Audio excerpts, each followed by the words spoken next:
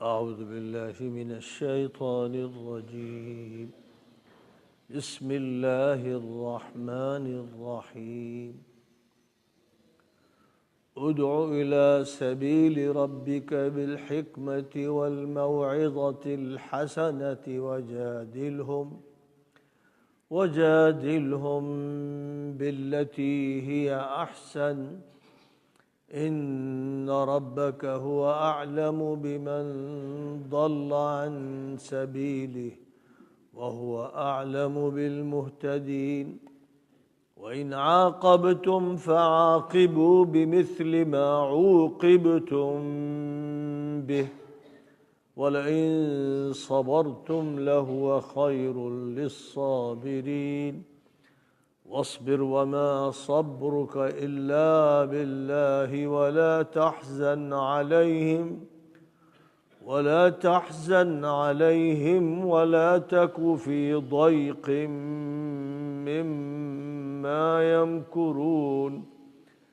إن الله مع الذين اتقوا والذين هم محسنون.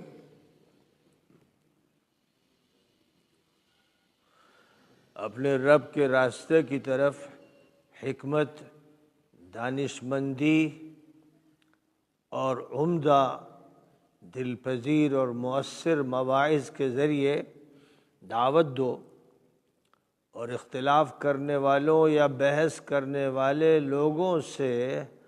اس طریقے پر بحث و مباحثہ کرو جو سب سے زیادہ بہتر ہو، جس میں مخلصانہ طور پر حق کا اظہار مقصود ہو، نہ کہ اپنا غلبہ یا اپنی بڑائی۔ تمہارا رب ان کو خوب اچھی طرح جانتا ہے جو اس کے راستے سے بھٹکے ہوئے ہیں، اور ان سے بھی خوب واقف ہے جو ہدایت یافتہ ہے۔ اور اگر بدلہ لینے یا سزا دینے کی نوبت آئے تو تمہارے ساتھ جو زیادتی ہوئی ہے بدلہ اسی طرح کا ہونا چاہیے، اور اگر صبر و تحمل سے کام لے کر معاف کر دو تو صبر کرنے والوں کے لیے یہ زیادہ بہتر ہے۔ اور صبر سے کام لیا کرو، حق پر جمنے اور باطل سے دور رہنے کی مشق رکھنا چاہیے، اور یہ صفت صبر اللہ ہی کے فضل سے نصیب ہوتی ہے، اور ان نہ ماننے والوں پر غم کھانے کی ضرورت نہیں ہے، اور ان کی سازشوں سے دل تنگ نہیں کرنا ہے، مناسب اقدامات کرنے ہیں، اور اللہ پر بھروسہ رکھنا ہے۔ اللہ پرہیزگاروں اور نیکوکاروں کے ساتھ ہے۔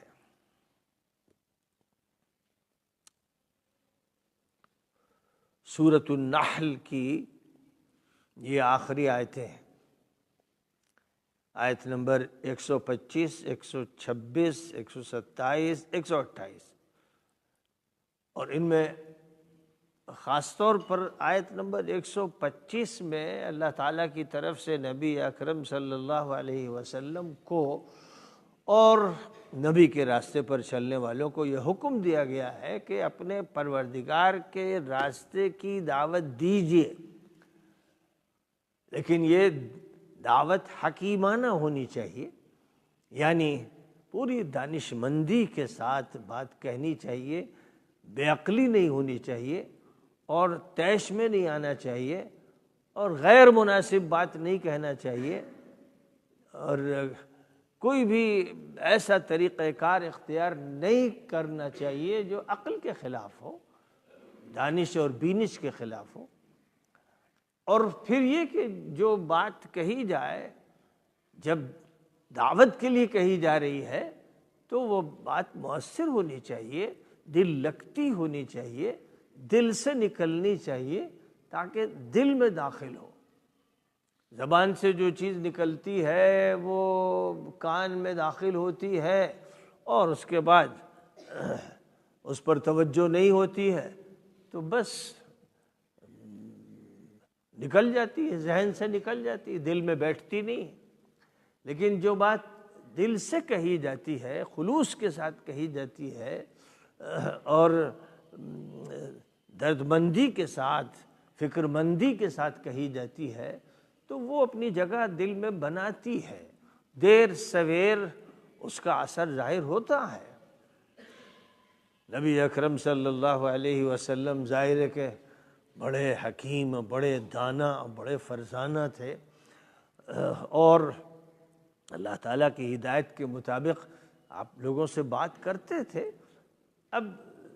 یہ ضروری ہے کہ جس سے بات کی جا رہی ہے اس کا دماغ صحیح ہو، اس کا دل صحیح ہو، وہ کم از کم انسان کی حیثیت سے بات سنے اور وہی صلاح اور فلاح چاہتا ہو، کیونکہ اگر ریسیور صحیح نہیں ہے تو پھر ڈسپلے کرنے سے یا ریلے کرنے سے کوئی فائدہ نہیں ہوگا، وہ چیز ہوا میں تحلیل ہو جائے گی۔ اس لیے اگر ایک طرف سے کسی چیز کو ریلے کیا جا رہا ہے، کسی چیز کو براڈ کاسٹ کیا جا رہا ہے، کسی چیز کو اگر منتقل کیا جا رہا ہے تو دوسری طرف ریسیور بھی آن ہونا چاہیے اور صحیح ہونا چاہیے،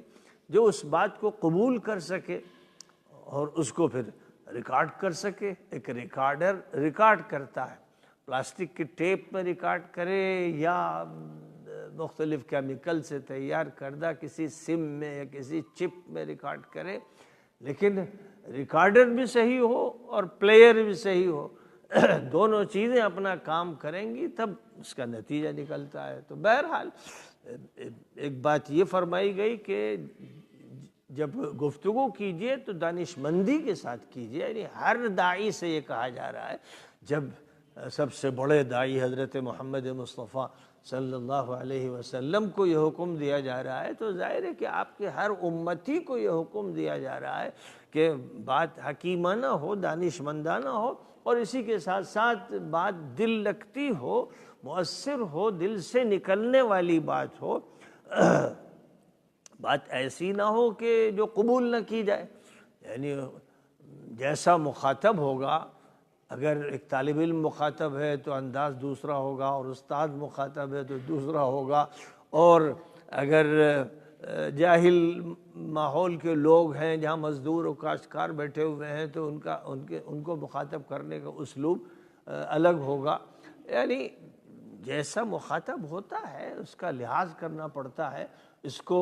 حضرت علی رضی اللہ تعالیٰ عنہ نے ایک موقع پر بیان کیا تھا، اور ظاہر ہے کہ نبی پاک علیہ السلام سے سن کر بیان کیا تھا کہ کلم الناس علی قدر عقولہم اتحبون ان یکذب اللہ ورسولہ، کہ لوگوں سے بات کرو اس کا لحاظ رکھتے ہوئے کہ ان کی جو صلاحیت ہے قبول کرنے کی، ان کی جو عقلی قدرت ہے وہ کتنی ہے، ان کی عقل کو ملحوظ رکھتے ہوئے، ان کی اسٹیٹس کو اور ان کی صلاحیت کو ملحوظ رکھتے ہوئے بات کرنا چاہیے۔ چھوٹے بچوں سے بات الگ انداز سے ہوگی اور بڑوں سے الگ ہوگی، اور جو کاروباری ہیں ان سے الگ ہوگی۔ جیسا مخاطب ہوگا اس کی حیثیت کا لحاظ رکھتے ہوئے، یعنی اس کا جو اسٹیٹس ہے، اس کا جو فہم ہے، اس کی صلاحیت ہے، اس کو ملحوظ رکھتے ہوئے بات کی جاتی ہے۔ تو بہرحال یہ سب سے پہلا حکم ہے، اور دوسرے یہ کہ الفاظ کا ایسا انتخاب ہو کہ جو مخاطب کے لیے مفید ہو اور وہ متوجہ ہو سکے۔ اور پھر تیسری بات یہ فرمائی گئی کہ اگر بحث کی نوبت آ جائے، ڈیبیٹ کی نوبت آ جائے، ڈسکشن ہونے لگے، تو پھر اس وقت ضرورت یہ ہے کہ وہ طریقہ کار اختیار کیا جائے جس میں بات مدلل ہو، بات اس انداز سے ہو کہ سمجھانا ہے۔ بحث کرنے والا یہ نہیں چاہ رہا ہے کہ میری بات اونچی رہے اور میں بڑا ثابت ہوں اور دوسرے کو زیر کر دوں، یہ نیت خراب ہوتی ہے، اور جب یہ نیت ہوتی ہے تو وہ بحث اسلامی نہیں ہوتی۔ اسی طرح ہر وہ مناظرہ جس میں بہت ہی شدت پیدا ہو جائے اور ایک دوسرے پر فتوی بازی شروع کر دی جائے اور الفاظ بھی بہت ہی نامناسب استعمال کیے جائیں، تو اس مناظرے کا دینی فائدہ نہیں ہوتا، اکثر و بیشتر نقصان ہوتا ہے۔ جو اسلام نے طریقہ کار سکھایا ہے وہ یہ کہ بات سمجھانے کے لیے کی جائے، دلیل پیش کی جائے اور جو دلیل مخاطب سمجھ سکے اس کا لحاظ کرتے ہوئے دلیل ذکر کی جائے۔ کوئی فلسفیانہ دلیل اگر آپ کسی چھوٹے سے طالب علم کے سامنے پیش کر رہے ہیں تو دلیل کو ضائع کر رہے ہیں کہ اس کی یہ حیثیت نہیں ہے، یہ اس کی قدرت نہیں ہے کہ وہ اس دلیل کو سمجھ سکے۔ اس نے فلسفی نہیں پڑھی ہے، ابھی تو وہ بی اے سے بہت دور ہے، ایم اے میں جب جائے اور پی ایچ ڈی کرے وہ کسی فلسفیانہ دلیل کو سمجھ سکتا ہے، ہر انسان نہیں سمجھ سکتا۔ تو بہرحال یہ بہت اہم ہدایت ہے جو دی گئی ہے، اور یہ بات بھی ساتھ فرما دی کہ اللہ جانتا ہے کہ ہدایت یافتہ کون ہے، گمراہ کون ہے، اس لیے تم گمراہ ہو اور تم کافر ہو اور تم بدعتی ہو اور تم ایسے ویسے ہو، یہ طریقہ کار صحیح نہیں ہے۔ سب کو پہلے انسان مانا جائے اور اس کے بعد پھر اسلام کے ماتحت سب کو مانتے ہوئے بات وہ کی جائے جس کا تعلق قرآن پاک سے ہے، جس کا تعلق حدیث نبوی سے ہے، سیرت رسول اکرم صلی اللہ علیہ وسلم سے ہے، جس کو تمام مسلمان حجت مانتے ہیں۔ اگر اپنے اپنے بڑوں کا تذکرہ کریں گے تب تو پھر جھگڑا طے ہے کہ ایک فریق اپنے بڑوں کا اور دوسرا فریق اپنے بڑوں کا، اور سب کے بڑے الگ الگ ہیں، تو جب وہ ان کا ذکر کریں گے تو اس کا مطلب یہ ہے کہ جھگڑا اور مضبوط ہوگا۔ لیکن متفق علیہ کا تذکرہ کریں گے جس پر اتفاق ہے، اللہ پر اتفاق ہے، رسول پر اتفاق ہے، قرآن پر اتفاق ہے، حضور پاک علیہ الصلاۃ والسلام کی سیرت پر اتفاق ہے، لہذا ایسی متفق علیہ باتوں کا تذکرہ ہوگا تو ہر مسلمان کو ماننا پڑے گا، کیونکہ اگر وہ اس کو بھی نہیں مانے گا، ان باتوں کو نہیں مانے گا جو اللہ کی طرف سے صراحت سے قرآن پاک میں ذکر کی گئی ہیں، احادیث میں جن باتوں کا تذکرہ ہے، تو اس کا مطلب یہ ہوگا کہ وہ خود پھر اس کا اعلان کر رہا ہے کہ میں اسلام کو نہیں مانتا، تو وہ اپنے اوپر خود فتویٰ لگا لے گا۔ اس لیے یہ بحث نہیں ہونی چاہیے کہ کسی ایک فرقے کو کافر یا دوسرے فرقے کو بدعتی قرار دیا جائے، سب کو مسلمان مانتے ہوئے اور سب کو انسان کی حیثیت عزت کی دیتے ہوئے ان سے بات کرنی چاہیے۔ اور پھر ایک بات اور فرمائی جا رہی کہ بھئی اگر تمہیں بدلہ دینا ہے تو انصاف کا تقاضا یہ ہے کہ تم اتنا بدلہ دے سکتے ہو یا یہ بدلہ لے سکتے ہو جتنا تمہارے ساتھ معاملہ ہوا، یعنی ایک اصول انصاف کا بیان کیا گیا کہ کسی نے تمہارے ہاتھ مار دیا، تمہارے چپت مار دیا، تم بھی اسی قدر اس کے ساتھ معاملہ کر سکتے ہو، تمہارا کوئی نقصان کسی نے پہنچا دیا اس حد تک تم بھی نقصان پہنچا سکتے ہو۔ لیکن یہاں پر چونکہ یہ مکہ مکرمہ میں آیتیں نازل ہوئی تھیں اور جو مکہ مکرمہ کا دور تھا اس میں اللہ کی طرف سے یہ حکم تھا کہ ہاتھ روکے رکھو اور نمازوں کا اہتمام کرو، اللہ سے لو لگاتے رہو، مناجات اللہ سے کرو، تمہیں لڑنا نہیں ہے، جواب نہیں دینا۔ یہ بات مکہ مکرمہ کے دور میں چل رہی تھی، لیکن مدینہ منورہ کا جب دور آیا تو ظاہر ہے کہ پھر مقابلہ شروع ہوا، کافروں سے، مشرکوں سے، یہودیوں سے مقابلہ شروع ہوا، اور جو مقابلے کا دور تھا تو اس میں پھر یہ بات ارشاد فرما دی گئی کہ جو ظالم ہے، مجرم ہے، ان سے جنگ کرو، ان سے مقابلہ کرو، ان کی جڑیں کھود دو اور دین برحق کو غالب کر کے رہو۔ یہ اس مرحلے میں بات کی گئی کہ جو مرحلہ حکومت کے قیام کے بعد کا تھا، جس میں فوج تیار کی گئی اور اس کے انتظامات کیے گئے، تب یہ حکم دیا گیا۔ ہم لوگ ہندوستان میں ہیں تو ظاہر ہے کہ یہاں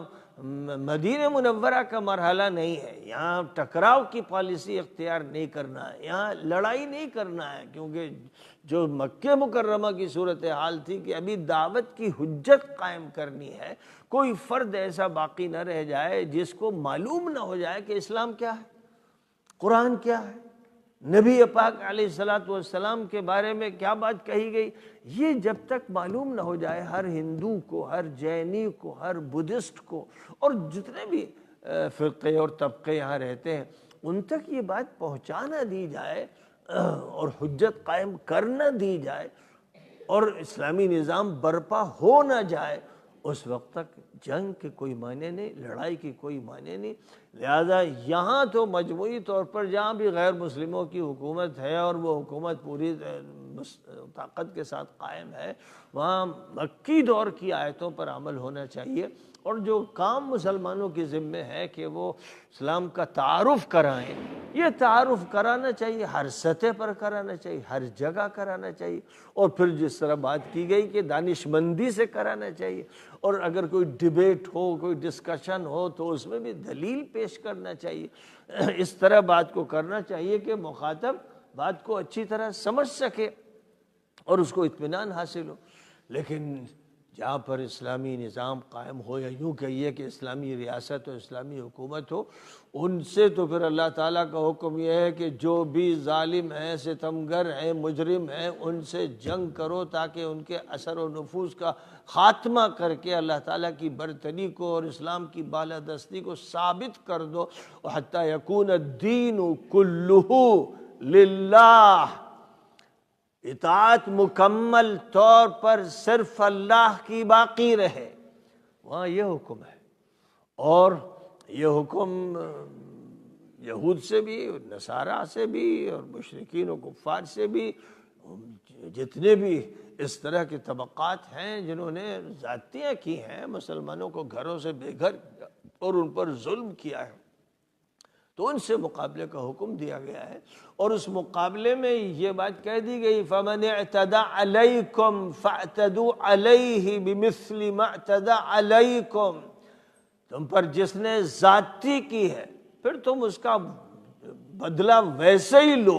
اور اس کو ویسے ہی سزا دو جیسے اس نے عمل کیا اور جس کردار کے نتیجے کا وہ مستحق ہے۔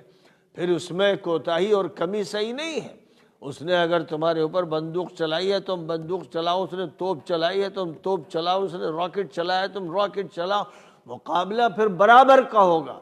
تب یہاں آ کر صورتحال یہ ہے کہ نبی اکرم صلی اللہ علیہ وسلم نے تو اپنے دور میں اس کا پورا لحاظ رکھا کہ اگر کافر لشکر چلا آ رہا ہے تو جن ہتھیاروں اور جن تیاریوں کے ساتھ آ رہا ہے، آپ بھی جو ممکنہ تیاری ہو سکتی ہے اس کے مقابل کی وہ کر رہے ہیں، اور جو جواب دینا چاہیے وہ دے رہے ہیں۔ لیکن دھیرے دھیرے مسلمانوں کا جو زوال ہوا ہے، اور خاص طور پر مسلمان سائنسی اعتبار سے ایسے پسماندہ ہو گئے کہ دنیا کے دوسرے فرقوں نے اور دوسری ملتوں نے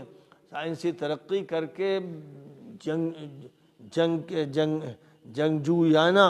تیاریاں اس درجے کی کہ انہوں نے فائٹر جیٹ تیار کیے جن سے وہ کسی بھی ملک میں داخل ہو کر جہاں چاہیں بمباری کرتے چلے جائیں، اور مسلمان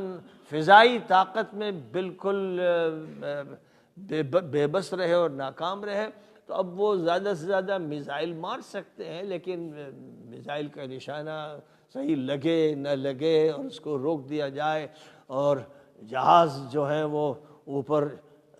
بمباری کرنے والے ملک کے اندر داخل ہو کر جہاں چاہیں بمباری کر دیں۔ یہ ایک عرصے سے دیکھا جا رہا ہے کہ اسرائیل کی طرف سے یہ معاملہ ہو رہا ہے، اور امریکہ نے سب سے پہلے یہ طاقت حاصل کی، کیونکہ پوری دنیا پر غنڈہ گردی کرنا ہے، اور جنہوں نے یہ طے کر رکھا ہے کہ ہمیں قبضہ کرنا ہے، لوگوں کے مال پہ کرنا ہے، علاقوں پر کرنا ہے، تو ظاہر ہے کہ وہ غنڈوں کا ایک گینگ ہے، آخری درجے کے بدماشوں کا ایک گینگ ہے جن کا سردار اس وقت ٹرمپ ہے، اور دوسری طرف نیتنیاہو ہے، تو ظاہر ہے کہ وہ ٹرمپ کی مدد کے ساتھ ہی کارروائیاں کر رہا ہے۔ تو جو جواب ملنا چاہیے تھا، ایران پر حملہ ہوا تھا تو جیسا حملہ ہوا ویسے ہی حملہ امریکہ پر ہونا چاہیے تھا، اسرائیل پر ہونا چاہیے تھا۔ اب ظاہر ہے کہ فاصلہ اتنا زیادہ اور بیچ میں اتنا زبردست سمندر حائل ہے کہ وہاں تو نہیں پہنچ سکتے، تو جو اڈے امریکہ کے تھے ان پر حملہ کیا ایران نے۔ جو حملہ کیا، اور افسوسناک صورتحال ہے کہ مسلم ممالک جو کہلاتے ہیں یہ سب کے سب صہیونیوں اور صلیبیوں کے تابع فرمان ہیں، ان کے غلام ہیں۔ انہوں نے ان کے اڈے اپنے ہاں، یعنی اپنے یہاں ان کے باپ دادوں کی زمین تو ہے نہیں، زمین تو اسلام کی ہے، زمین تو اسلام کی ہے، جو جزیرۃ العرب کہلاتا ہے، مکہ ہے، مدینہ ہے، ریاض ہے، جدہ ہے، یمبو ہے، دمام ہے، زہران ہے، وغیرہ وغیرہ، یہ اسلام کے علاقے ہیں، اسلام کی ملکیت ہے، نبی پاک علیہ السلام کی ملکیت ہے، اور نبی کے وارثوں کی ملکیت ہے۔ یہ کسی آل سعود کی ملکیت نہیں ہے، یہ کسی قبیلے کی ملکیت نہیں ہے، یہ عرب کے بدوؤں کی ملکیت نہیں ہے۔ عرب کے جو بدو اس وقت حکمرانی کر رہے ہیں، ابو ظبی سے لے کر ریاض تک اور اس پورے منطقے پر، ان کا حال یہ ہے کہ قرآن پاک کی یہ آیت کریمہ ان پر منطبق ہوتی ہے، الاعراب اشد کفرا و نفاقا۔ یہ جو عربی ہیں، یہ بدو ہیں، یہ سب سے زیادہ بڑے کافر و منافق ہیں۔ یہ قرآن کہہ رہا ہے، 11ویں پارے کی آیت کریمہ ہے، پہلے ہی صفحے پر یہ آیت کریمہ آپ کو مل جائے گی۔ بہت سے لوگ ہمارے یہاں جاہل قسم کے بدو اور اس میں کچھ مولوی بھی پھنس جاتے ہیں، کہتے ہیں عربوں کی برائی نہ کیجیے، نبی نے فرمایا میں عربی ہوں، عربوں کی برائی مت کرو۔ ایسے پکے جاہل اور ایسی فضول بکواس کرنے والے کہ پورے قرآن کا انکار ہو رہا ہے۔ نبی پاک علیہ السلام سے دشمنی کس نے کی؟ عربوں نے، اور عربوں میں بھی قریش کے خاندان نے آپ کو کتنا ستایا، گھر سے بے گھر کیا۔ پھر جو جنگ ہوئی، بدر کی جنگ ہو، احد کی جنگ ہو، خندق کی جنگ، کس سے ہوئی؟ عربوں سے۔ غلبہ کس پر ہوا؟ عربوں پر۔ بدماشی کس نے کی؟ عربوں نے۔ منافق کون تھے؟ عرب۔ اور آج کے جو عرب ہیں، یہ تو صرف یہ نہیں کہ منافق ہیں، یہ تو یہودی ایجنٹ ہیں، یہ صلیبی ایجنٹ ہیں، یہ خبیث اور بے شرم اور بے حیا بددین ہیں۔ اور اب تو ساری دنیا میں یہ خبریں عام ہو گئی کہ 2 مہینے سے نتنیاہو اور محمد بن سلمان مطالبہ کر رہے تھے ٹرمپ سے، 2 مہینے سے مسلسل فون کر کر کے یہ مطالبہ کر رہے تھے۔ یہ خبر واشنگٹن پوسٹ میں شائع ہوئی اور مختلف امریکن اخبارات میں شائع ہوئی، اور پوری دنیا میں جنگل کی آگ کی طرح پھیل گئی کہ یہ دونوں مطالبہ کر رہے تھے کہ خامنائی کو ختم کریں اور ایران پر حملہ کریں، دیر نہ کریں، دیر نہ کریں۔ تو اب یہ خبر پوری دنیا میں آگ کی طرح پھیل گئی ہے۔ میں تو یہ باتیں کئی سالوں سے کہہ رہا ہوں، تقریباً 2013 سے مسلسل کہہ رہا ہوں کہ یہ یہودی ایجنٹ ہے۔ جو بھی سعودی حکومت میں گدی پہ بیٹھتا ہے وہ یہودی ایجنٹ ہوتا ہے، کیونکہ ان کا پیکٹ ہے امریکہ سے، اس سے پہلے پیکٹ تھا انگریزوں سے، اور انگریز تنخواہ دیتے، شاہ عبدالعزیز کی جو تنخواہ آتی تھی وہ انگریزوں کی طرف سے آتی تھی۔ تو یہ ایجنسیاں ہیں اور کالونیاں ہیں۔ پہلے انگریزوں کی کالونیاں تھیں، اس کے بعد اب امریکہ کی کالونیاں ہیں، اور افسوسناک اب صورتحال یہ کہ اسرائیل کی کالونیاں، یعنی اب نتنیاہو آرڈر دیتا ہے اور محمد بن سلمان سر جھکا لیتا ہے، لیٹ جاتا ہے اور اس کی آواز میں آواز ملاتا ہے، اور ٹرمپ جو دونوں کا باپ ہے حرامی، اس سے کہتا ہے کہ حملہ کرو، خاتمہ کرو ان کا۔ اس لیے کہ اگر اسلام کے نام پر کوئی حکومت ہے اور جو اسلام کی اور شریعت کی بات کرتی ہے اور اسلام کی بالادستی کی بات کرتی ہے، تو اس میں کوئی شک نہیں کہ عالم اسلام میں صرف ایران ہے، اور جتنی بھی حکومتیں وہ لادینی ہیں، یعنی کم از کم سیکولر ہیں، یا پھر یہودی ایجنٹ ہے اور عیسائیوں کی ایجنٹ ہے۔ تو یہ ایجنسیاں ہیں، اور اب یہ بات کھل گئی ہے۔ اس لیے اب یہ جنگ جب پھیلے گی تو خطرہ یہ ہے کہ سعودی حکومت کا خاتمہ کرنے کی مہم چلے گی اور بغاوتیں ہوں گی۔ اگر فوجی بغاوت ہوتی ہے تب تو ختمہ ہو ہی جائے گا، لیکن عوامی بغاوت ہوگی تو کیا نتائج نکلیں گے ابھی کچھ کہا نہیں جا سکتا۔ لیکن بظاہر یہ سارے جو عرب ممالک ہیں، خلیج کے، گلف کے جو ممالک کہلاتے ہیں، جہاں لوگ جاتے ہیں بھوکے ننگے کمانے کے لیے اور کچھ پہن کے واپس آ جاتے ہیں، کچھ کھانے کے لیے انتظام کر لیتے ہیں، ان سب کا جو حشر ہونا ہے وہ بہت ہی بدترین حشر ہونا ہے، کیونکہ یہ منافقین اپنے ساتھ ان کو لے جائیں گے اور بدترین انجام سے دوچار کرائیں گے۔ تو وہاں اللہ تعالیٰ کا حکم یہ ہے کہ برابر کی ٹکر لو، اور ظاہر ہے کہ اگر امریکہ نے حملہ کیا تو اس کا اڈہ کہیں بھی ہو، چاہے کویت میں ہو، چاہے قطر میں ہو، چاہے بحرین میں ہو، چاہے وہ سعودیہ میں ہو، چاہے اردن میں ہو، ان پر حملہ ہونا چاہیے، اور اتنا ہی سخت ہونا چاہیے جتنا سخت انہوں نے تہران پر حملہ کیا، اس سے پہلے لبنان پر کیا، اس سے پہلے غزہ پر کیا، اور الضفہ الغربیہ جو مغربی کنارہ وہاں کیا، مکانات مکینوں پہ گرا دیے، بچے تڑپ تڑپ کے، عورتیں بلک بلک کے مر گئیں۔ یہ سارا کام ہوتا رہا، اور یہی عرب حکمران تماشا دیکھتے رہے، گندے غلیظ خبیث شیطان کی اولاد مجرم، جن کو عام طور پر مسلمان یہ سمجھتے ہیں کہ بھئی ہمارے حکمران ہیں یا ہماری حکومتیں ہیں۔ تو سمجھنا چاہیے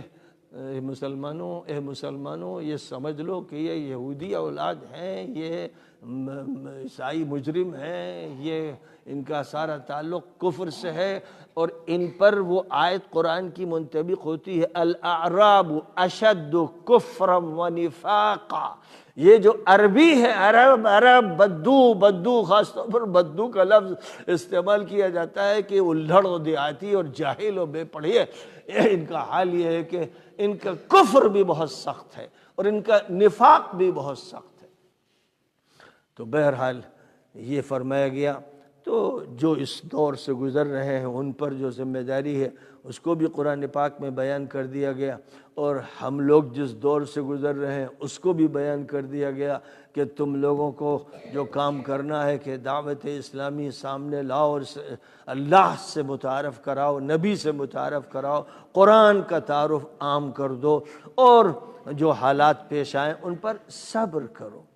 اگر صبر کرو گے تو تمہارے حق میں بہتر ہوگا، تمہاری دعوت کا راستہ کھلتا چلا جائے گا۔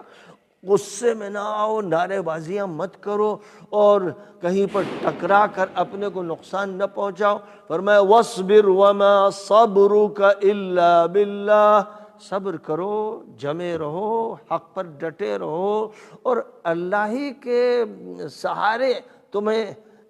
صبر کی یہ صفت نصیب ہو سکتی ہے اور یہ طاقت حاصل ہو سکتی ہے۔ اور وَلَا تَحْزَنْ عَلَيْهِمْ، جو نقصانات ہوئے اور ہو رہے ہیں ان پر رنجیدہ ہو کر ایسا نہ ہو کہ تم اپنا دل پکڑ کے بیٹھ جاؤ، مایوس ہو جاؤ کہ اب کیا کریں۔ فرمایا کہ رنجیدہ مت ہو، امید رکھو، اور جو تمہارے خلاف سازشیں ہو رہی ہیں ان سے دل تنگ مت کرو۔ یاد رکھو کہ اللہ کی طرف سے یہ فیصلہ ہے کہ آخر میں غلبہ اسلام کو ہونا ہے، بڑے بڑے مسائل سے گزرنا ہے، آزمائشوں سے گزرنا ہے، پہلے بھی گزرے اور بعد میں بھی گزریں گے، لیکن آخری فتح بہرحال اللہ تعالیٰ نے اسلام کے لیے طے فرمائی۔ نبی پاک علیہ السلام نے فرما دیا تھا دنیا سے جانے سے پہلے کہ میرے بعد خلافت 30 سال رہے گی، اس کے بعد کاٹ کھانے والی ملوکیت کا دور آئے گا، اور اس کے بعد جابرانہ، طاغیانہ، سرکشانہ نظام آئے گا، اور اس کے بعد پھر خلافت راشدہ آئے گی۔ تو جو کاٹ کھانے والی ملوکیت تھی اس کا دور بھی گزرا، وہ بنی امیہ کا خاص طور پر دور تھا، اور اس کے بعد طاغیانہ اور جابرانہ حکومت جو عباسیوں کی رہی اور مختلف قبیلوں اور فرقوں کی رہی، جنہوں نے بڑے بڑے مظالم کیے اور لوٹ مار بھی کی اور آپس میں لڑے اور امت مسلمہ کو ایک متحد امت نہیں بننے دیا۔ وہ دور چلتا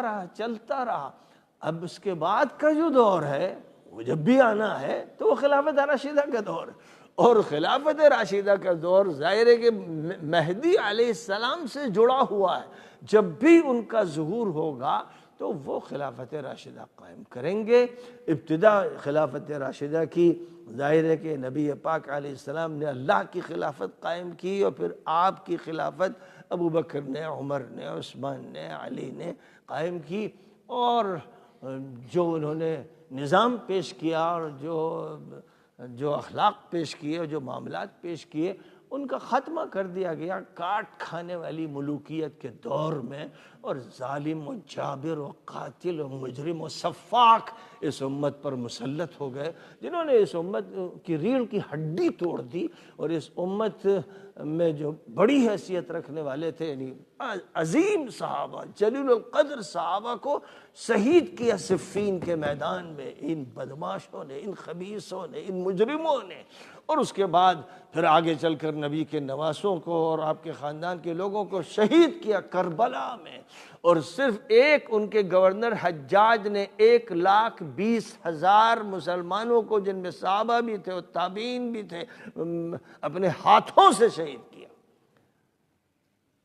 یہ تاریخ ہے کس کی ہے؟ مسلمانوں کی ہے۔ مسلمان اپنی تاریخ پر فخر نہ کریں، نبی کی جو حدیث ہے اس کی روشنی میں جائزہ لیں کہ بس 30 سال خلافت راشدہ رہی، اس کے بعد کاٹ کھانے والی ملوکیت، اور اس کے بعد جابرانہ نظام، قاتلانہ نظام، اور اس کے بعد جو دور آئے گا وہ انشاءاللہ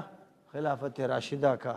دور ہوگا۔ تو اس لیے یہ بات فرمائی جا رہی ہے، اللہ تعالیٰ تو جانتے ہی، اور اللہ ہی کے نظام کے تحت یہ ساری تبدیلیاں ہوں گی۔ تو اللہ یہ فرما رہا ہے، مکہ مکرمہ میں یہ فرما رہا ہے اپنے نبی صلی اللہ علیہ وسلم سے کہ صبر کا دامن تھامے رہیں اور اللہ سے صبر کی درخواست کرتے رہیں کہ اللہ صبر نصیب فرمائے، قوت برداشت عطا فرمائے، تحمل نصیب فرمائے، اور رنجیدہ نہ ہوں اور دل تنگ نہ کریں۔ جو بھی سازشیں کی جا رہی ہیں یہ سب ختم ہو جائیں گی اور یہ ناکام ہو جائیں گے۔ اور پھر جو آخری بنیادی بات ہے جو ہر شخص کو یاد رکھنی ہے کہ ان اللہ مع الذین اتقوا والذین هم محسنون، اللہ ان کا ساتھ دیتا ہے جو متقی ہوتے ہیں اور جو نیکوکار ہوتے ہیں، محسن ہوتے ہیں، یعنی اچھا کام کرتے ہیں، اچھا سلوک اختیار کرتے ہیں۔ اللہ نے یہ گویا اعلان کر دیا ہے، وہ قرآن سے زیادہ تو قطعی کوئی چیز ہمارے پاس ہے نہیں، جو 100% سچائی ہے وہ قرآن پاک میں موجود ہے۔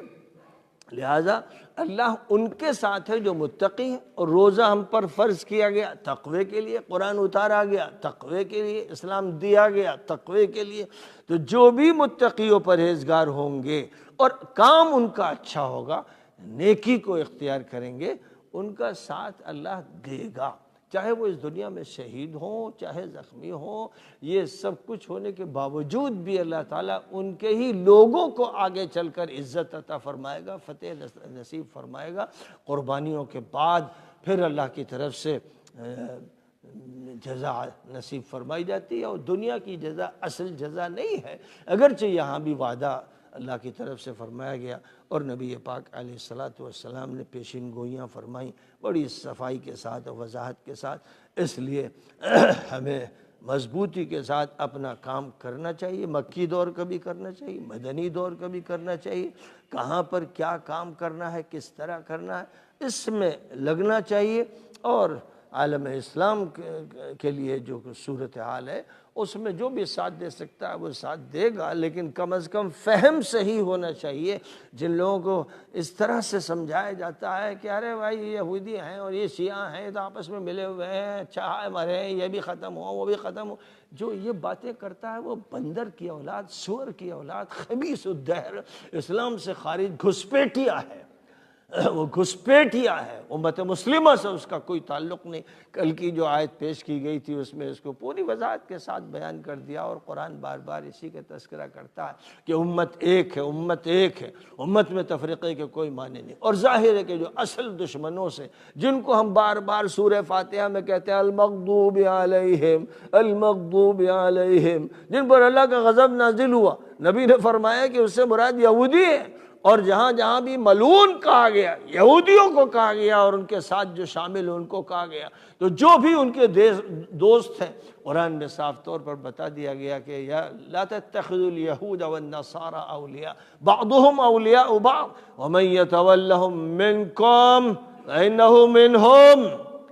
اب قرآن سے زیادہ کوئی اور ہے، قطعی ہے، کوئی حتمی چیز ہے؟ فرما ہے کہ ان یہودیوں اور عیسائیوں سے دوستیاں مت رچاؤ، ان کے ساتھ تعلقات مت قائم کرو، پائیں مت بڑھاؤ۔ جو بھی ان کے ساتھ رابطے قائم کرے گا، دوستی کرے گا، تعلقات بنائے گا، وہ انہی میں شمار کیا جائے گا۔ یہ فتویٰ قرآن کا ہے، یہ فتویٰ قرآن کا ہے۔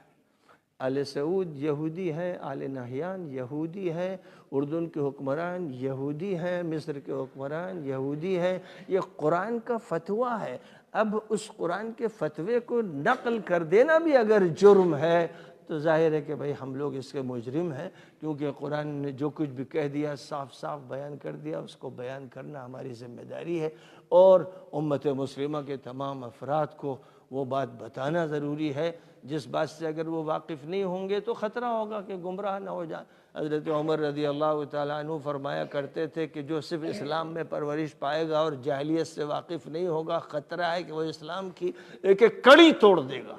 کیونکہ اسے معلوم نہیں کہ کہاں شرک داخل ہو جاتا ہے اور کہاں کفر ہو جاتا ہے اور کہاں تباہی مچتی، یہ جانتے ہی نہیں تو متاثر ہوتا چلا جائے گا، تو اس کا اسلام غیر معتبر ہوگا۔ یہ حکیمانہ باتیں ہوتی ہیں اور وہی لوگ ان باتوں کو سمجھتے ہیں جن کو اللہ تعالیٰ بصیرت عطا فرماتا ہے، فراست نصیب فرماتا ہے۔ تو بہرحال امت مسلمہ کو ایک ہونا چاہیے۔ وآخر دعوانا ان الحمد للہ رب العالمین۔ اللهم لك الحمد كما ينبغي لجلال وجهك وعظيم سلطانك. اللهم صل على سيدنا ومولانا محمد النبي الأمي وعلى آله وسلم تسليما. ربنا آتنا في الدنيا حسنة وفي الآخرة حسنة وقنا عذاب النار.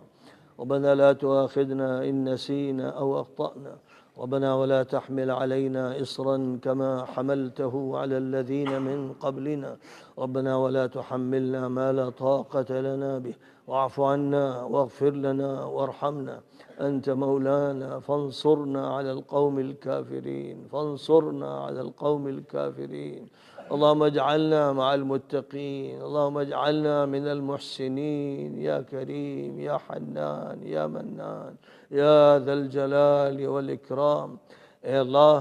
ہم سب کے ساتھ معاملہ عفو و کرم کا فرما۔ اے اللہ ہماری مغفرت کا فیصلہ فرما دے۔ اے اللہ ہمیں عزت نصیب فرما دے۔ اے اللہ ہمیں اپنے اسلام کا صحیح شعور عطا فرما۔ اے اللہ ہم کو بصیرت و فراست نصیب فرما۔ اے اللہ دوست و دشمن کی پہچان عطا فرما۔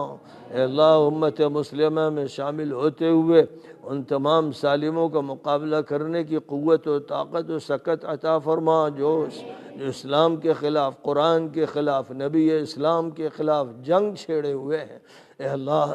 ان پر غلبہ عطا فرما۔ جو مجاہدین بھی ان سے مقابلہ کر رہے ہیں ان کے ساتھ پوری امت کو جمع فرما دے۔ اے اللہ ہمارے دلوں میں آپس میں محبت نصیب فرما۔ ہمارے اندر تعاون کی صفت عطا فرما۔ اے اللہ ہمارے اندر سے فرقہ واریت کو، نفرت کو، کراہیت کو، بغض کو، عداوت کو اور تمام قسم کے باطنی امراض کو دور فرما دے۔ اے اللہ ہمارے باطنی اور ظاہری امراض کو دور فرما دے۔ اے اللہ ہمیں صحت ایمانی عطا فرما۔ اے اللہ صحت علمی عطا فرما۔ اے اللہ صحت فکری نصیب فرما۔ اے اللہ اپنے فضل و کرم سے ہمارے عقائد کی اصلاح فرما، اخلاق کی اصلاح فرما، معاشرت کی اصلاح فرما، ہمارے معاملات کی اصلاح فرما۔ اے اللہ اپنے فضل و کرم سے ہمارے بیماروں کو شفا نصیب فرما، اور جو دنیا سے رخصت ہو گئے ان کی مغفرت فرما، ان کے درجے بلند فرما۔ اے اللہ محض اپنے فضل و کرم سے ہماری دعائیں قبول فرما۔ ربنا تقبل منا انک انت السمیع العلیم وعلینا انک انت التواب الرحیم۔